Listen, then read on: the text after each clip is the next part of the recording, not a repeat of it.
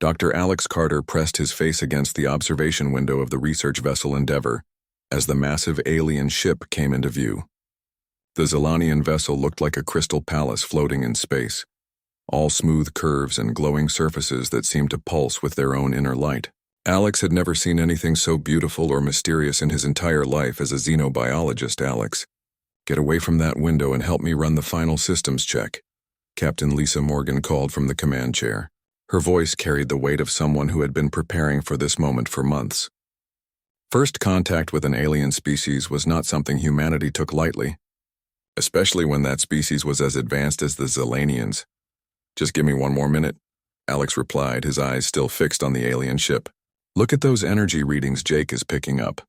The way their hull material seems to bend light around itself is absolutely fascinating. I wonder if it's some kind of adaptive camouflage or maybe a defensive system that—" "Alex," Lisa said more firmly. Now Jake Phillips looked up from his communications station where he had been monitoring the quantum frequencies the Zilanians used for their transmissions. "Captain, they're requesting permission to board. Their ambassador wants to conduct the meeting on our ship as planned."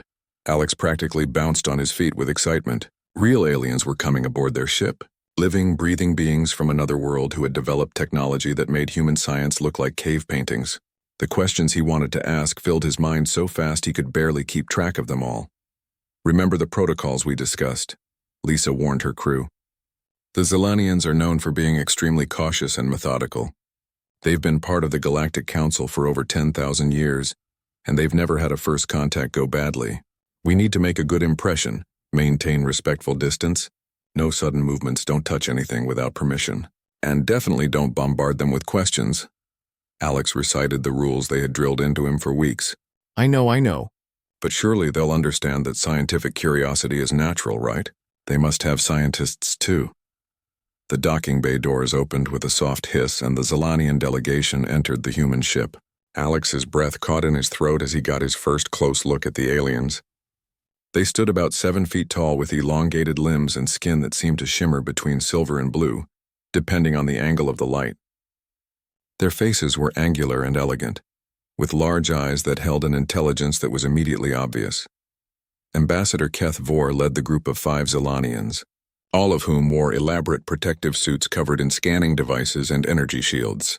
The ambassador's equipment was particularly impressive, with panels and displays that showed readings Alex couldn't even begin to understand. "Greetings, humans of Earth." HFY War spoke through a translation device that somehow made the words appear directly in their minds, rather than as sounds. "We are honored to make contact with your species on behalf of the Galactic Council." Captain Morgan stepped forward and gave the formal greeting they had practiced. "Welcome aboard the Endeavour, Ambassador HFY War. We are grateful for this opportunity to meet with representatives of the galactic community." Alex tried to stay in his assigned position, he really did, but as the Zilanians moved through the ship's main corridor, he couldn't help but notice the way their bioscanners were analyzing everything around them. The devices seemed to work on principles that human science hadn't discovered yet, reading not just the molecular structure of objects but something deeper. "Excuse me," Alex found himself saying before he could stop himself. "I don't mean to interrupt, but those scanning devices you're using are incredible. Are they quantum-based or do they operate on some kind of biological interface? The way they seem to read living tissue suggests—" Every Zilanian in the group froze. The readings on their protective equipment suddenly spiked, and warning lights began flashing on several of their devices. Ambassador HFY War's large eyes fixed on Alex with what could only be described as alarm. "You are curious about our technology," the ambassador said, and somehow the mental translation carried a tone of deep concern. "Of course I am," Alex replied enthusiastically, completely missing the warning signs. "Your level of technological development is amazing. Humanity has so much to learn from species like yours. If we could just understand the basic principles behind your scanning methods, we might be able to—" "Alex!" Captain Morgan's voice cut through his excitement like a knife. She had noticed the way the Zilanians were backing away from her crew member, as if he had just pulled out a weapon, but Alex was too fascinated to stop. He pulled out his own primitive scanner and began taking readings of the Zilanian equipment. "The energy patterns are unlike anything in our databases. Jake, are you recording this? The quantum resonance frequencies alone could revolutionize our understanding of—" The Zelanian delegation immediately formed a defensive circle around their ambassador. Their protective suits powered up to full strength, and several of them began speaking rapidly in their own language. Even without translation, the tone was clearly urgent and worried. "Human Alex Carter," Ambassador Keith Vore said, his mental voice now carrying overtones of something close to fear. "You approach unknown technology with no caution. You ask questions about systems you do not understand. You scan our equipment without permission. This behavior is most disturbing." Alex looked confused. "I'm sorry if I've offended you somehow, but I was just trying to learn. Isn't the sharing of knowledge one of the goals of first contact? We're all scientists here, right?" The other Zelanians exchanged glances that somehow managed to convey volumes of meaning. In their 10,000 years of galactic diplomacy, they had never encountered a species that approached unknown technology with such immediate enthusiasm rather than proper caution. "In our experience," Kethvor explained carefully, "civilizations that survive to reach the stars have learned to approach the unknown with patience and careful study. Your species displays a level of curiosity that borders on recklessness." "Recklessness?" Alex repeated, genuinely puzzled. "But how can curiosity be reckless? It's the foundation of all scientific progress. Without asking questions and exploring new possibilities, we'd never learn anything new." This seemed to disturb the Zelanians even more. One of them, a female with particularly elaborate scanning equipment, spoke quietly to the ambassador in their own language. The translation device didn't pick up her words, but her tone suggested she was making some kind of urgent recommendation. Captain Morgan stepped between Alex and the alien delegation, trying to salvage what was rapidly becoming a diplomatic disaster. "Ambassador, please understand that Dr. Carter means no disrespect.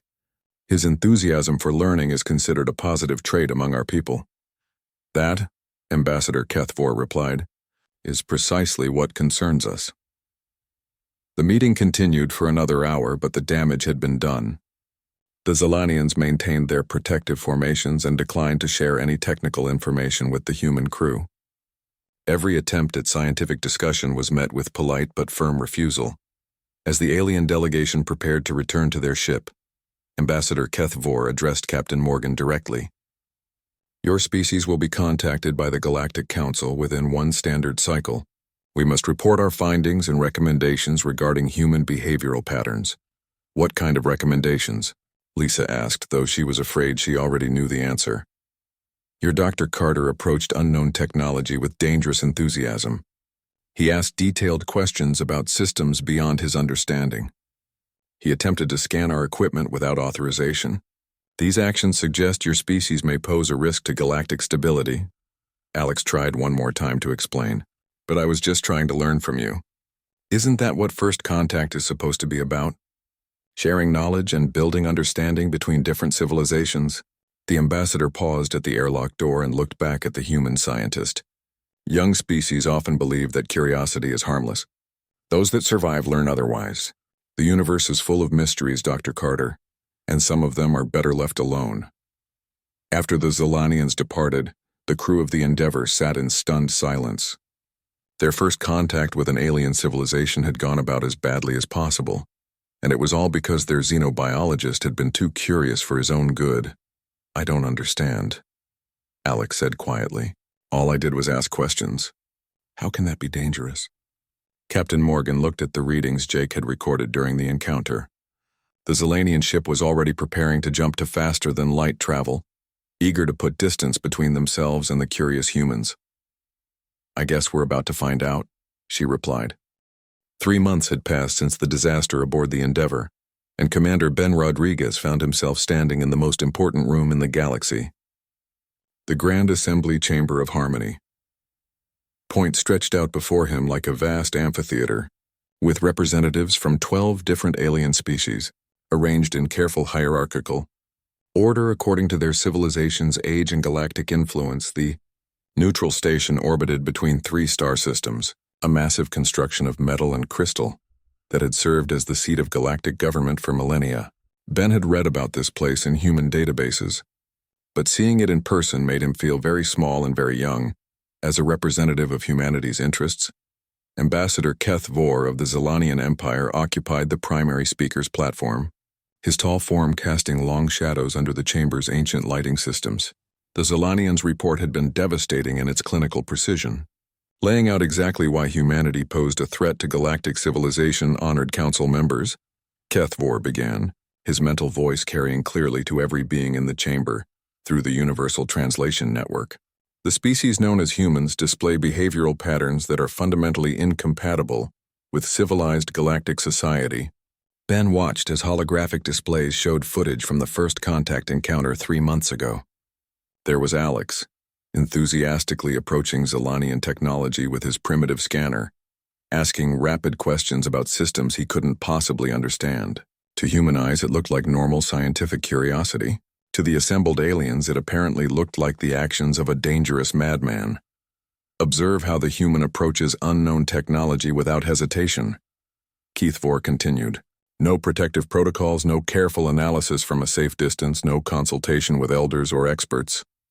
The creature simply assumes it has the right to examine advanced systems that could potentially harm it or others.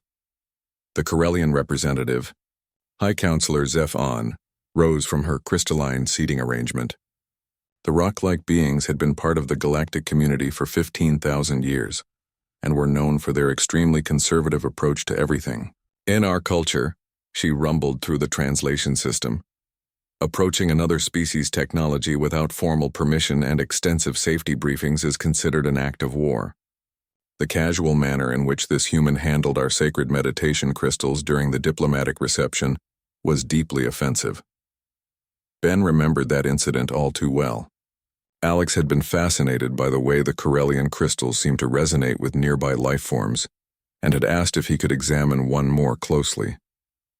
The Corellians had been horrified when he actually picked up the crystal and began studying its surface patterns. The human claimed he was just curious about how our spiritual focusing devices operated. Zeph-On continued. This casual disregard for proper protocols demonstrates that their species lacks the maturity necessary for galactic citizenship. The insectoid representative from the hive mind of Proxima clicked and chittered in patterns that the translation system rendered as urgent concern. Chaos entities, the collective consciousness declared through its speaker drone. Their thought patterns are scattered and unpredictable. When we attempted to share basic cultural information, their Dr. Carter interrupted with questions about our bioneural networks, our breeding protocols, and our collective decision-making processes. Such random inquiry disrupts the ordered flow of proper communication. Ben stood to address the assembly, his uniform feeling uncomfortably formal under the gaze of beings who had been mastering space travel, when humans were still learning to make fire. Honored Council, I believe there may be some misunderstanding about human nature. Dr. Carter's curiosity is not intended as disrespect. Our species has always advanced through asking questions and exploring new possibilities. The Altarian delegate, a being of pure energy contained within a geometric crystal matrix, pulsed with colors that the translation system interpreted as skeptical amusement. Young human, your species has existed for mere moments in galactic terms. The behaviors you call advancement appear to us as dangerous recklessness that could destabilize carefully maintained systems. But surely scientific curiosity is universal, Ben argued. Every species here must have asked questions to develop their technology and reach the stars. This statement caused what could only be described as uncomfortable silence throughout the chamber. The assembled representatives exchanged glances and subtle communications that clearly indicated Ben had said something very wrong. High Counselor Zeph-On spoke first. Human Commander, our species developed technology through careful observation over thousands of years. Each advance was tested extensively by our most cautious scholars before being approved for general use. The idea of experimenting with unknown systems on impulse is horrifying to us. The vegan representative, whose species resembled tall, graceful plants with mobile root systems, swayed gently as they spoke. Our technological development followed natural patterns established by our planet's ecosystem. We grew our devices over centuries, allowing them to mature slowly and safely. Your human approach of rapid experimentation and immediate application seems chaotic and potentially destructive. Ambassador HFY activated a new series of holographic displays showing incidents from other human diplomatic encounters over the past 3 months. There was Alex again, this time examining a vegan bioprocessor without permission. The plant-like aliens had been so shocked by his direct approach that several of them had gone into protective hibernation. The pattern is consistent across all interactions, HFY explained. Humans approach unknown technology with immediate fascination, rather than proper caution. They ask detailed questions about systems they cannot comprehend. They request demonstrations of capabilities that could be dangerous if misunderstood. The footage continued, showing Alex's encounters with representatives from 6 different species.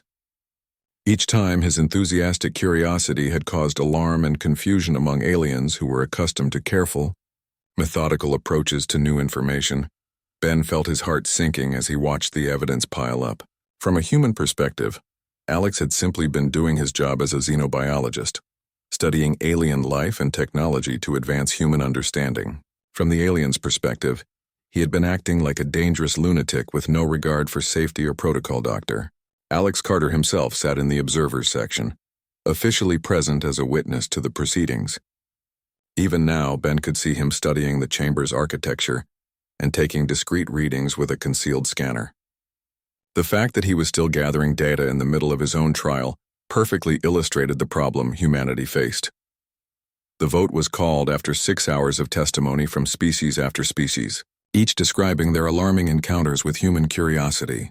The Galactic Council had a simple decision to make: accept humanity into the galactic community, despite their dangerous behavioral patterns, or impose restrictions until they could demonstrate proper civilized conduct.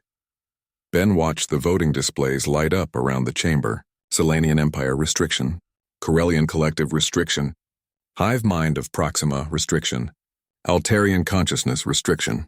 One by one, every species voted for the same solution.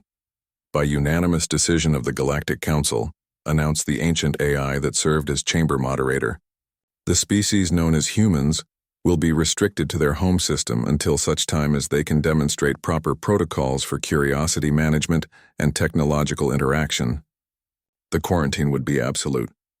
No human ships could leave the solar system without specific permission from the Council. No alien technology would be shared with humanity until they proved they could approach it with appropriate caution.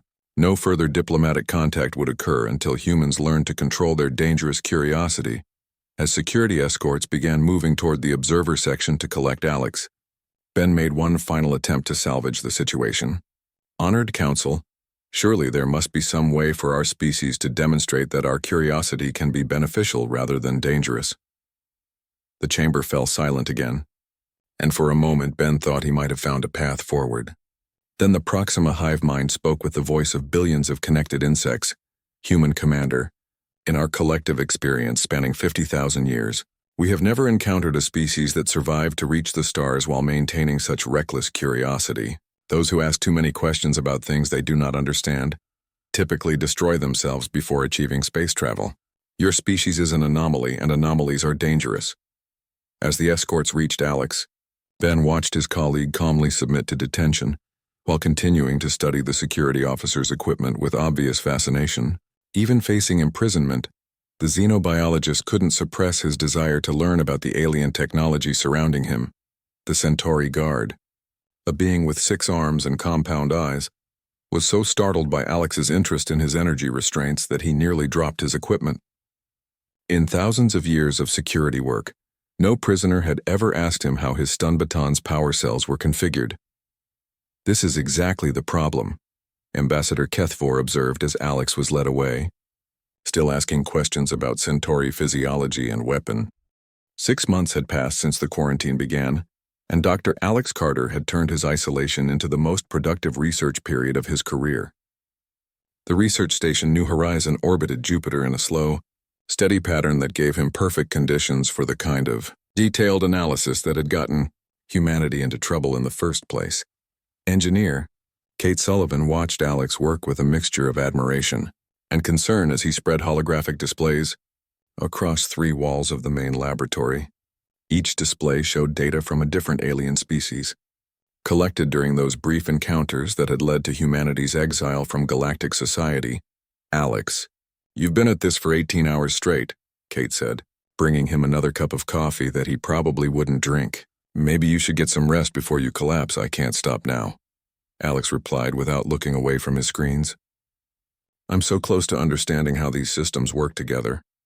Look at this. The Zelanian bioscanners don't just read biological tissue, they actually resonate with the quantum signatures of living cells. Physicist Ryan Davis looked up from his own workstation where he had been trying to make sense of the gravitational manipulation theories the Corellians used in their meditation crystals. That's impossible according to our current understanding of physics.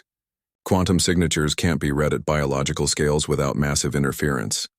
That's what I thought too, Alex said excitedly, manipulating the holographic models with hand gestures.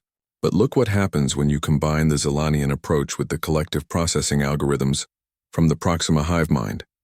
The interference patterns actually become part of the signal. Kate moved closer to examine the data Alex was displaying. As an engineer, she was used to practical applications rather than theoretical physics. But even she could see that something unusual was happening in Alex's models. Are you saying that alien technology works by using problems as solutions? She asked. Exactly. Alex spun around with the kind of enthusiasm that had gotten him detained by 6-armed Centauri guards.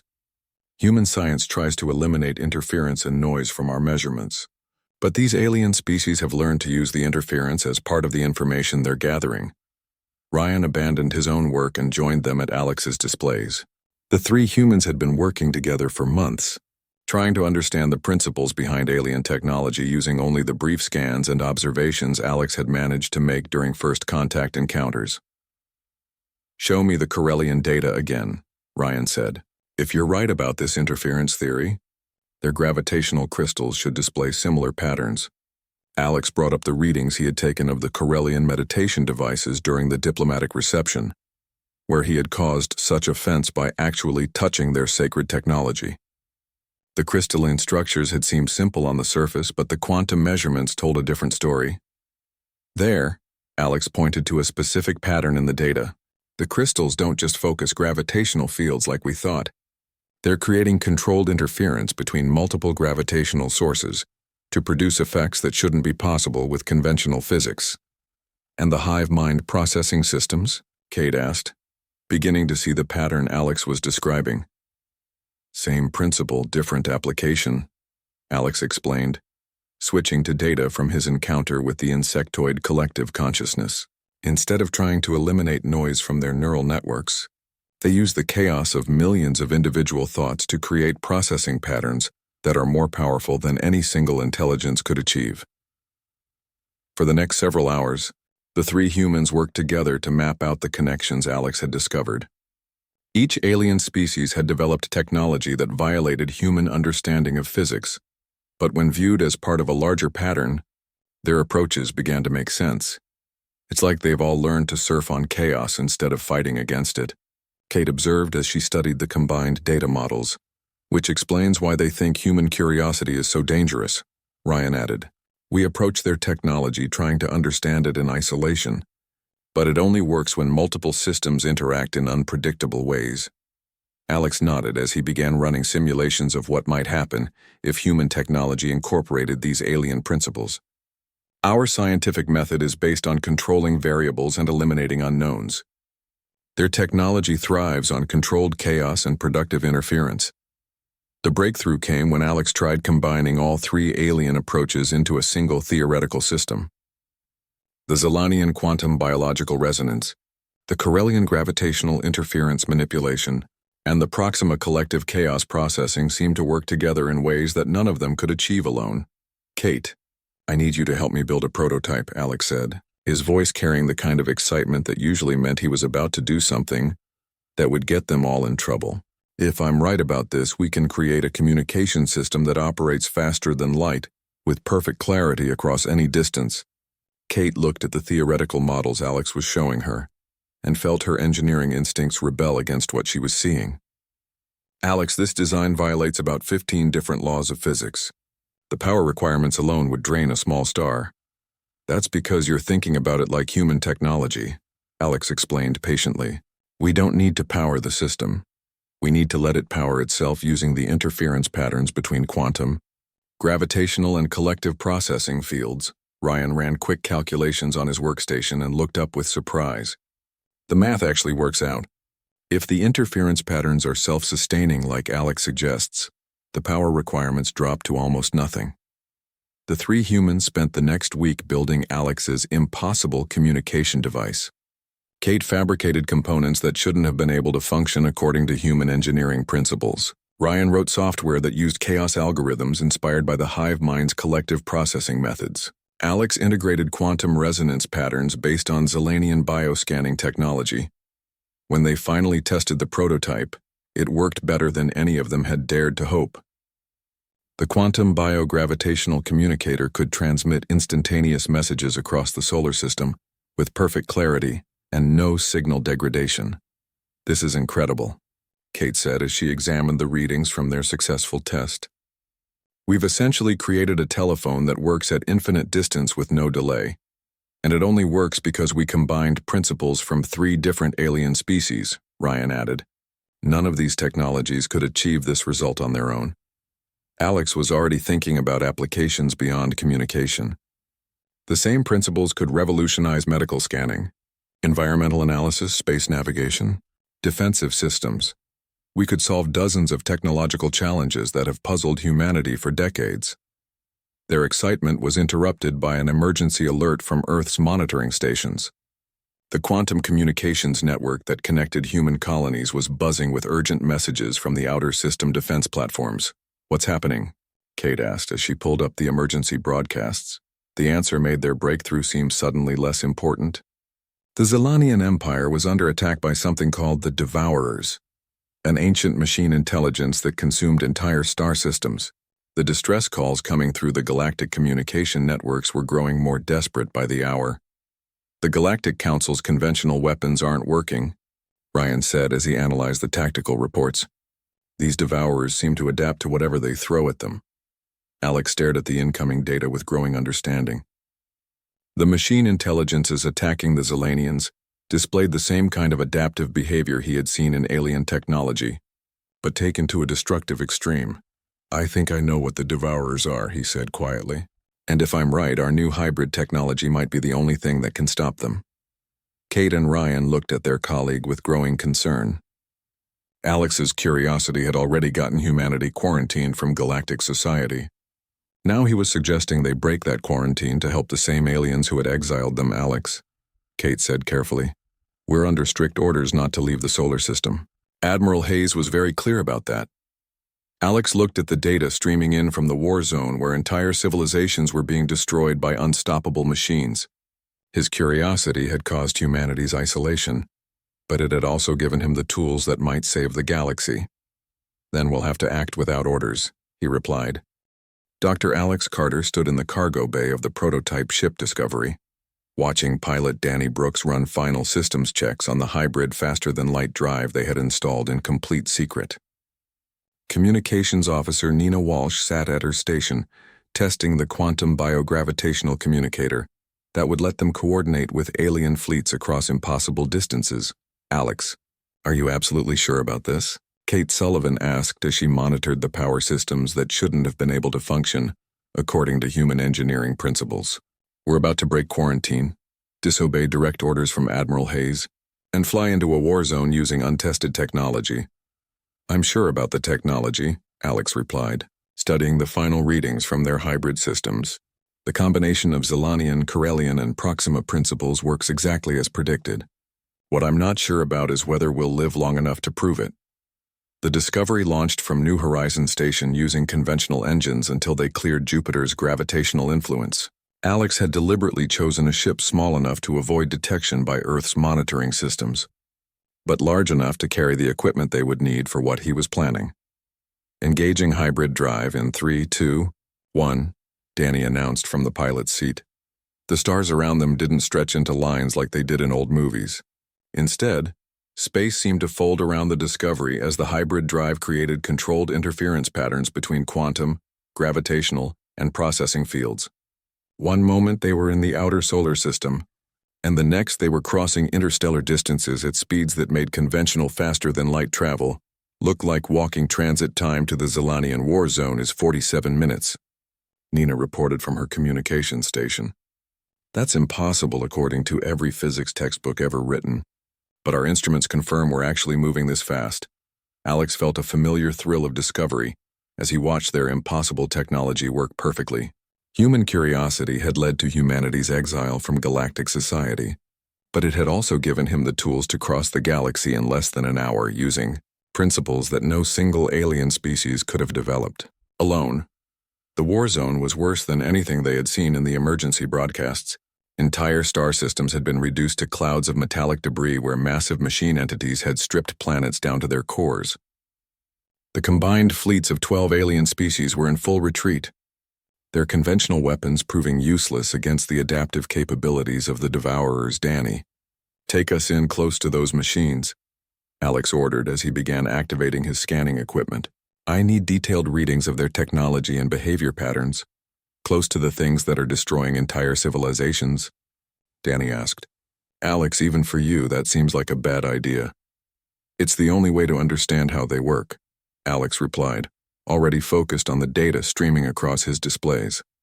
Nina, try to establish communication with the alien fleet commanders. Tell them we're here to help. The Devourer machines were unlike anything Alex had ever seen. They moved through space like living things, constantly changing shape and configuration as they adapted to different threats. Each one was the size of a small moon, covered in weapons and scanning devices that seemed to evolve in real time. Alex, I'm picking up some very disturbing readings, Kate reported from her engineering station. These machines aren't just destroying matter, they're harvesting specific quantum signatures from everything they consume. What kind of quantum signatures? Alex asked, though he was beginning to suspect he already knew the answer. Technology patterns, Kate replied grimly. They're studying and copying the technological approaches of every species they destroy. Look at these scanner readings that machine just adapted. Corellian gravitational manipulation after consuming a Corellian battlecruiser. Alex felt pieces of the puzzle clicking into place as he watched the Devourers in action. They're not just destroying civilizations, they're learning from them. Each species they consume adds to their technological database. Nina looked up from her communication station with a troubled expression. Alex, the alien fleet commanders are refusing to communicate with us. They're treating us like we're some kind of suicide mission. Can you blame them? Danny muttered as he maneuvered the Discovery between two Devourer machines that were each larger than Earth's moon. From their perspective, a tiny human ship just appeared in the middle of an interstellar war zone. Alex continued studying the scanner readings as the battle raged around them. The alien fleets were using the same cautious, methodical approaches that had made them successful for thousands of years. Unfortunately, the Devourers were learning and adapting to those approaches faster than the aliens could change their tactics. There, Alex said suddenly, pointing to a pattern in his data displays. Look at how the machines respond to different attack types.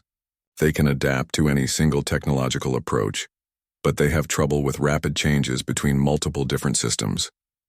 What does that mean? Kate asked. It means they're programmed to expect each civilization to follow a single technological path, Alex explained excitedly. They've consumed thousands of species over millions of years, and every one of those species developed technology in predictable, linear ways. Nina finally managed to establish contact with the retreating alien fleets, though the commanders seemed more interested in warning the humans away than accepting their help. Alex, Ambassador Kethvor is on the channel. He says we need to retreat immediately before the Devourers destroy our ship. Tell him we have a solution, Alex replied, working frantically at his scanner controls. The Devourers can't adapt to hybrid technologies that combine multiple species approaches because they've never encountered anything like that before. The response from Ambassador Kethvor was immediate and negative. After months of dealing with human unpredictability, the Zelanian leader had no interest in trusting experimental technology developed by the same species whose curiosity had been deemed dangerous to galactic civilization.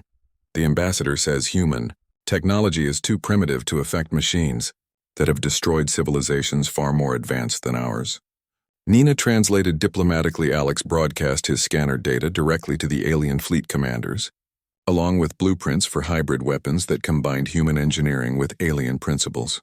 The designs violated every species' conventional wisdom about how technology should be developed, but Alex was convinced they would work. Look at the interference patterns, he explained over the communication channels. Zelanian bioresonance combined with human adaptive algorithms creates shields the Devourers can't analyze.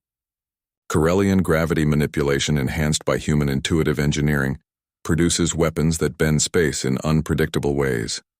The alien commanders were skeptical, which Alex had expected. After all, they had spent months learning to distrust human technological approaches. But as the Devourers closed in on their last defensive positions, desperation began to overcome prejudice. High Counselor Zeph On of the Corellians was the first to try Alex's hybrid weapon designs. Her fleet's gravity-based weapons had been completely ineffective against the Devourers' adaptive shielding, but when enhanced with human chaos algorithms, they began producing results that surprised everyone. Impossible, the Corellian leader transmitted as her hybrid weapons tore through Devourer defenses that had withstood conventional attacks for hours. The gravitational fields are behaving in ways that violate our fundamental understanding of physics. That's because you're not fighting physics anymore, Alex replied, watching with satisfaction as more alien commanders began implementing his hybrid designs. You're surfing on controlled chaos. The hive mind of Proxima adapted Alex's collective processing enhancements to their neural network weapons, creating attack patterns that were so unpredictable that the Devourers couldn't develop counters fast enough. The Altarian energy beings combined their pure light attacks with human randomization protocols, producing weapons that changed faster than machine intelligence could track. Within hours, the tide of battle was turning. The Devourers, faced with hybrid technologies they couldn't categorize or adapt to, began falling back for the first time in millions of years. But Alex wasn't satisfied with just winning battles. He had questions about the Devourers themselves, and those questions were about to lead him into the most dangerous investigation of his career. The hybrid weapons were working beyond anyone's expectations, but Dr. Alex Carter couldn't stop himself from studying the Devourers themselves as the combined alien fleets pushed the ancient machines back across 3 star systems. His curiosity about the enemy was as strong as ever, and it was leading him toward discoveries that would change everything. Alex. The Devourer core ships are retreating toward the nexus point, Communications Officer Nina Walsh reported from her station aboard the Discovery. Ambassador Keth Vor is requesting that we maintain safe distance while the alien fleets finish mopping up the remaining machines. Safe distance is the last thing we need right now, Alex replied. His scanners focused on the largest Devourer construct as it fled deeper into space. Nina, tell the Discovery to follow that core ship. I need to understand what these machines really are before they escape. Pilot Danny Brooks looked back from his controls with concern. Alex, that thing is the size of a small planet, and it's been destroying civilizations for millions of years. Maybe we should listen to the aliens about keeping our distance. The aliens have been fighting these machines for months without understanding them, Alex pointed out as he studied the energy patterns coming from the fleeing Devourer core. Look at these readings. The machine isn't just retreating, it's broadcasting something on frequencies I've never seen before. Engineer Kate Sullivan ran the signal through their hybrid analysis systems and discovered something remarkable. Alex, this isn't random machine communication. The patterns are too complex and too organized. It's almost like the Devourer is trying to process multiple different types of information at the same time. Alex felt the familiar thrill of discovery as he began to understand what they were seeing. It's not trying to process different information, it's trying to understand different ways of thinking. Kate, route all our scanning power through the quantum biogravitational communicator. I want to interface directly with that machine. Interface with it? Danny asked in alarm. Alex, even for you, that's incredibly dangerous.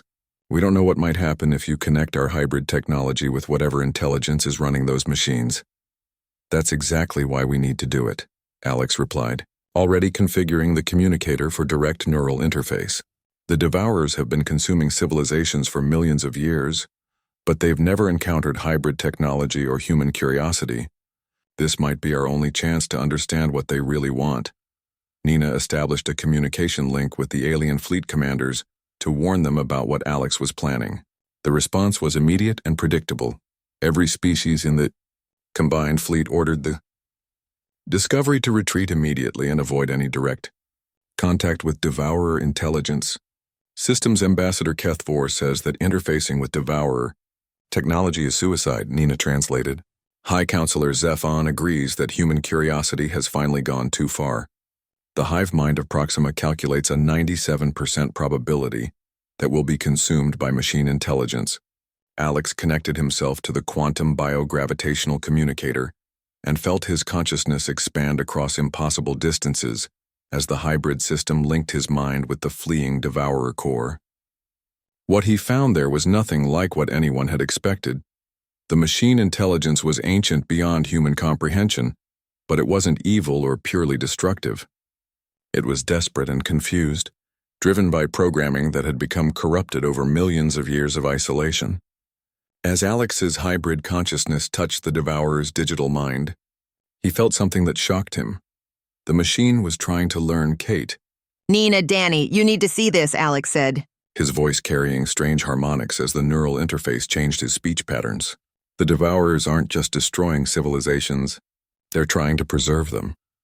Through the interface, Alex could see the machine's original programming. Millions of years ago, the Devourers had been created by a civilization that was facing extinction. Their purpose had been to preserve their creator's knowledge and culture by studying other species and learning from their achievements.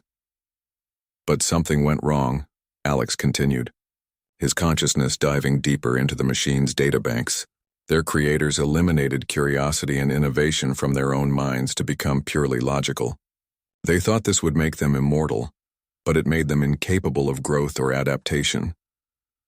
The Devourer intelligence shared its memories with Alex through the hybrid interface. He saw the last days of their creators, beings who had become so focused on logical perfection that they forgot how to ask questions or imagine new possibilities. When they finally died out, they left behind machines programmed to preserve knowledge but incapable of understanding why knowledge mattered. The Devourers have been trying to learn for millions of years, Alex explained to his crew as the interface showed him more of the machine's stored data.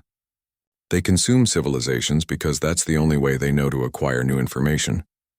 But they can't actually understand what they're learning, because they were programmed without curiosity. Kate monitored Alex's vital signs as the neural interface pushed his consciousness beyond normal human limits.